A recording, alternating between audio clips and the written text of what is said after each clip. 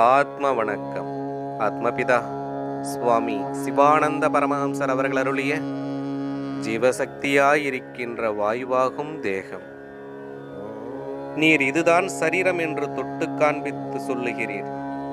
அப்படி இருக்க செத்து போன போதும் இதை காண்பதுண்டு. இது நசிக்கவில்லை. பின்பு இதை ஒரு குழியில் புதைத்தாலோ அல்லது அக்னியில் வைத்து எரித்தாலோ அது பூராவும் நசிப்பதில்லை. ஓ, அது நசிப்பதுண்டு. அது எப்படி? சில நாள் வைத்துக் கொண்டிருந்தால், அவ்விதம் வைத்துக் கொண்டிருந்தால் அது எப்படி நசிக்கும்? அது ஜீரணித்து கெட்டு கிருமி கீடாங்கள் முதலியன தின்று நசிக்கிறது. அப்படியாயினும் அது பூராவும் நசிப்பதில்லை. அது எப்படி என்றால், அதை மற்றொன்றினால் உபத்திரவம் நேரிடாதபடி பத்திரப்படுத்தினால் கொஞ்சம் கூட நசிப்பதில்லை. அதற்கு உதாரணம் ஈஜிப்டு, அதாவது எகிப்து முதலிய பல தேசங்களில் உள்ள அரண்மனைகளில் அநேக 1000 ஆண்டுகள் சென்றுள்ள பிணங்கள் இப்பொழுதும் இருப்பதாக கேள்விப்படுகிறோம். ஆனால் அதை நாம் பார்த்ததில்லை. பார்த்ததை சொல்லலாம். பல மியூசியங்களில், அதாவது தொல்பொருள் காட்சி சாலைகளில் பல பிணங்களையும் ஒருவித திராவகத்தில் இட்டு பத்திரப்படுத்தி வைத்திருக்கிறார்கள். அவை ஒன்றும் நசித்து போவதில்லை.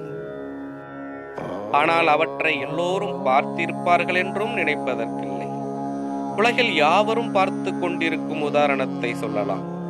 அது எதுவெனில், சமுத்திரத்தில் இருக்கின்ற ஏட்டை, சுறா, திரண்டி, திமிங்கலம் முதலான பலவிதத்தில் உள்ள மீன்களையும் பிடித்து உப்பிலிட்டு காய வைத்து 10, 1000 வருட காலம் கடந்தவை இப்பொழுதும் இருப்பதுண்டு.